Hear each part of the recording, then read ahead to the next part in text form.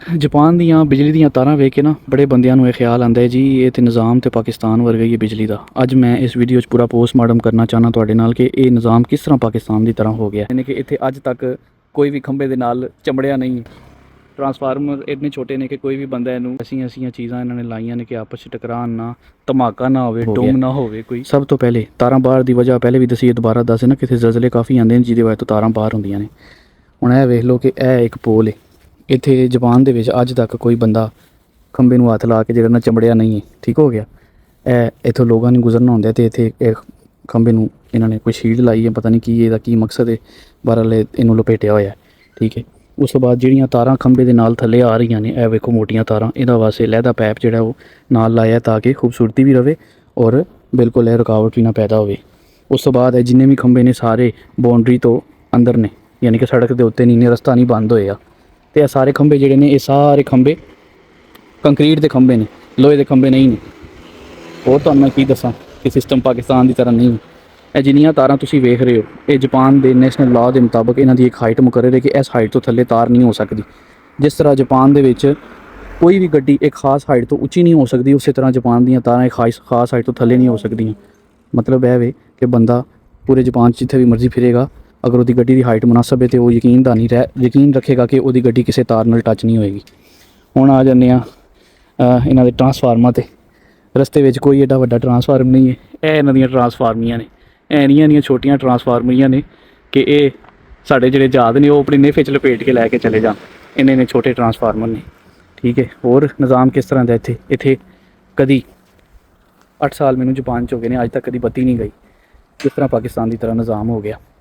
ਹੋਰ ਨਿਜ਼ਾਮ ਕੀ ਹੈ? ਹੋਰ ਇਹ ਥੋੜ੍ਹੇ ਦਿਨ ਪਹਿਲੇ ਇੱਕ ਦੋਸਤ ਨੇ ਦੱਸਿਆ ਸੀ ਕਿ ਉਹਦੇ ਘਰ ਦੇ ਬਿਜਲੀ ਦਾ ਮੀਟਰ ਚੇਂਜ ਕਰਨ ਆਏ ਕਿਸੇ ਵਜ੍ਹਾ ਤੋਂ, ਕਾਫੀ ਪੁਰਾਣੇ ਹੋ ਗਏ ਸਨ ਅਤੇ ਉਹਨਾਂ ਨੇ ਦਰਵਾਜ਼ਾ ਖੜਕਾਇਆ। ਉਹਨਾਂ ਨੇ ਕਿਹਾ ਜੀ ਅਸੀਂ ਬਿਜਲੀ ਦਾ ਮੀਟਰ ਚੇਂਜ ਕਰਨ ਲੱਗੇ ਹਾਂ। ਉਹ ਦੋਸਤ ਕਹਿੰਦਾ ਕਿ ਅਸੀਂ ਇੰਤਜ਼ਾਰ ਕਰਨ ਲੱਗ ਪਏ ਕਿ ਬੱਤੀ ਜਾਏਗੀ 5-10 ਮਿੰਟ ਨਾ। ਬਿਜਲੀ ਬਗੈਰ ਗਏ ਹੋਏ ਮੀਟਰ ਚੇਂਜ ਹੋ ਗਿਆ ਔਰ 10 ਮਿੰਟਾਂ ਬਾਅਦ ਉਹਨਾਂ ਨੇ ਆ ਕੇ ਬੂਹਾ ਖੜਕਾਇਆ ਜੀ ਮੀਟਰ ਚੇਂਜ ਹੋ ਗਿਆ। ਉਹ ਹੈਰਾਨ ਹੋ ਗਏ। ਉਹਨਾਂ ਨੇ ਮੈਨੂੰ ਦੱਸਿਆ ਤਾਂ ਮੈਂ ਆਪ ਹੈਰਾਨ ਹੋ ਗਿਆ ਕਿ ਬਗੈਰ ਬੱਤੀ ਗਏ ਹੀ ਇੱਥੇ ਮੀਟਰ ਚੇਂਜ ਹੋ ਜਾਂਦਾ ਬਿਜਲੀ ਦਾ। ਅਤੇ ਇਮਾਨਦਾਰ ਇਹਨੇ ਨੇ ਉਹ ਦੋਸਤ ਨੂੰ ਆਖਦੇ ਨੇ ਕਿ ਜਿਹੜਾ ਮੀਟਰ ਤੋਂ ਬਦਲਣ ਦੇ ਦੌਰਾਨ ਜਿਹੜਾ ਤੁਹਾਨੂੰ ਡਾਇਰੈਕਟ ਅਸੀਂ ਬੱਤੀ ਦਿੱਤੀ ਹੈ, ਉਹਦਾ ਬਿੱਲ ਤੁਹਾਡੇ ਬਿੱਲ ਦੇ ਵਿੱਚ ਹੀ ਐਡ ਹੋ ਜਾਏਗਾ ਆਪੇ ਹੀ ਆਟੋਮੈਟਿਕਲੀ, ਉਹਦੀ ਵੀ ਮਾਫੀ ਕੋਈ ਨਹੀਂ। ਅਤੇ ਇਹ ਨਿਜ਼ਾਮ ਕਿਸ ਤਰ੍ਹਾਂ ਪਾਕਿਸਤਾਨ ਦੀ ਤਰ੍ਹਾਂ ਹੋ ਸਕਦਾ ਹੈ?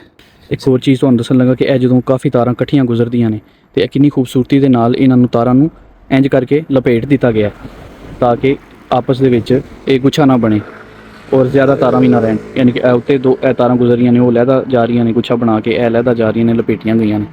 ਇੱਕ ਹੋਰ ਮਜ਼ੇ ਦੀ ਗੱਲ ਹੈ ਕਿ ਇੱਥੇ ਅੱਜ ਤੱਕ ਕਦੀ ਧਮਾਕਾ ਨਹੀਂ ਹੋਇਆ, ਠਾਹ ਦੀ ਆਵਾਜ਼ ਨਹੀਂ ਆਈ ਕਦੀ। 8 ਸਾਲਾਂ ਦੇ ਵਿੱਚ ਤਾਰਾਂ ਆਪਸ 'ਚ ਜੁੜੀਆਂ ਨਹੀਂ। ਇਹ ਸਾਰੀਆਂ ਤਾਰਾਂ ਲੈਮੀਨੇਸ਼ਨ ਇਹਨਾਂ ਦੇ ਉੱਤੇ ਹੋਈ ਹੈ। ਅਤੇ ਇਹ ਜਿਹੜੀਆਂ ਵਿੱਚ ਇਹ ਜਿਹੜੀ ਤਾਰ W ਬਣੇ ਹੈ, ਇਹ ਤਾਰਾਂ ਇਸ ਵਜ੍ਹਾ ਤੋਂ ਨੇ ਕਿ ਇੱਕ ਖਾਸ ਉਹਦੇ ਤੋਂ ਜਦੋਂ ਜ਼ਲਜ਼ਲਾ ਆਵੇ ਅਤੇ ਇੱਕ ਖਾਸ ਲਚਕ ਤੋਂ ਜ਼ਿਆਦਾ ਇਹ ਤਾਰਾਂ ਇੱਧਰ ਉੱਧਰ ਨਾ ਹੋਣ, ਆਪਸ 'ਚ ਨਾ ਵੱਜਣ, ਇਸ ਵਜ੍ਹਾ ਤੋਂ। ਹੁਣ ਖੁਦਾ ਦਾ ਵਾਸਤਾ ਜੇ ਐਂਡ 'ਤੇ ਇਹ ਨਾ ਆਖਣਾ ਕਿ ਪਾਕਿਸਤਾਨ ਦੀ ਬੁਰਾਈ ਕਰ ਰਿਹਾ ਹੈ। ਇਹ ਇੱਕ ਮੁਆਜ਼ਨਾ ਹੋ ਰਿਹਾ। ਤੁਸੀਂ ਮੁਆਜ਼ਨਾ ਕੀਤਾ ਅਤੇ ਮੈਂ ਸਿਰਫ ਤੁਹਾਨੂੰ ਕਰੈਕਟ ਕੀਤਾ ਕਿ ਇਹ ਮੁਆਜ਼ਨਾ ਪੂਰਾ ਇਸ ਤਰ੍ਹਾਂ ਹੈ, ਇਹ ਸੇਮ ਨਹੀਂ ਹੈ। ਠੀਕ ਹੈ। ਇਹ ਵੀਡੀਓ ਦਾ ਸਾਰਾ ਮਵਾਦ ਹੈ ਤੁਹਾਡੇ ਸਾਹਮਣੇ, ਤੁਸੀਂ ਆਪ ਡਿਸਾਈਡ ਕਰ ਲੈਣਾ ਸੇਮ ਹੈ ਕਿ ਸੇਮ ਨਹੀਂ। ਹੁਣ ਨਾਲੇ ਇਹ ਤੇ ਉਹ ਗੱਲਾਂ ਨੇ ਜਿਹੜੀਆਂ ਮੈਨੂੰ ਪਤਾ ਨਹੀਂ। ਇਸ ਤੋਂ ਇਲਾਵਾ ਪਤਾ ਨਹੀਂ ਕਿੰਨੇ ਬੇਤਹਾਸ਼ਾ ਇਹਨਾਂ ਚੀਜ਼ਾਂ 'ਚ ਸੈਂਸਰ ਇਸਤੇਮਾਲ ਹੋ ਰਹੇ ਨੇ। ਕੈਸੀਆਂ ਗੱਲਾਂ ਨੇ, ਕੈਸੀਆਂ ਜਿਹੜਾ ਸਾਨੂੰ ਪਤਾ ਹੀ ਨਹੀਂ ਆਮ ਬੰਦੇ ਨੂੰ ਨਾ। ਇੱਕ ਛੋਟੀ ਜਿਹੀ ਹੋਰ ਤੁਹਾਨੂੰ ਚੀਜ਼ ਦੱਸਣਾ ਕਿ ਜ਼ਲਜ਼ਲਾ ਜਦੋਂ ਆਉਂਦਾ ਹੈ, ਮੀਟਰਾਂ ਦੇ ਅੰਦਰ ਸੈਂਸਰ ਲੱਗੇ ਨੇ। ਬੱਤੀ ਉਹ ਬੰਦ ਕਰ ਸਕਦੇ ਨੇ ਤੁਹਾਡੀ ਐਮਰਜੈਂਸੀ ਨਾ, ਕਿ ਕੋਈ ਹਾਦਸਾ ਨਾ ਹੋ ਜਾਏ।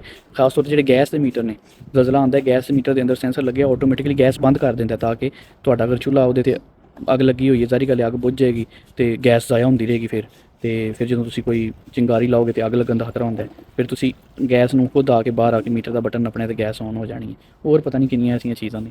ਇਹ ਲੋ ਇੱਕ ਨਿਜ਼ਾਮ ਦਾ ਹੋਰ ਹਿੱਸਾ ਵੇਖ ਲਓ ਕਿ ਇੱਥੇ ਇਹ ਕਿੱਲ ਲਾ ਦਿੱਤੇ ਗਏ ਨੇ, ਥੱਲੇ ਮਕਾਨ ਨੇ ਅਤੇ ਲੋਕਾਂ ਦੀਆਂ ਗੱਡੀਆਂ ਖਲੋਤੀਆਂ ਹੁੰਦੀਆਂ ਨੇ ਅਤੇ ਉੱਤੇ ਤਾਂ ਕਿ ਪਰਿੰਦੇ ਬਹਿ ਕੇ ਬਿੱਠਾ ਨਾ ਕਰਨ।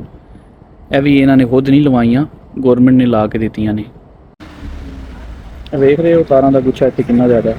ਇਹ ਇੱਕ ਬੜਾ ਵੱਡਾ ਟਰੱਕ ਗੁਜ਼ਰ ਰਿਹਾ ਇੱਥੇ, ਉਹ ਟ੍ਰੇਨ ਨਹੀਂ ਗੁਜ਼ਰ ਰਹੀ ਹੈ, ਲੇਕਿਨ ਇਹ ਕਿ ਸਭ ਨੂੰ ਪਤਾ ਅਸੀਂ ਗੁਜ਼ਰ ਜਾਣਾ, ਕਿਸੇ ਨੂੰ ਕੋਈ ਮਸਲਾ ਨਹੀਂ ਹੋਣਾ।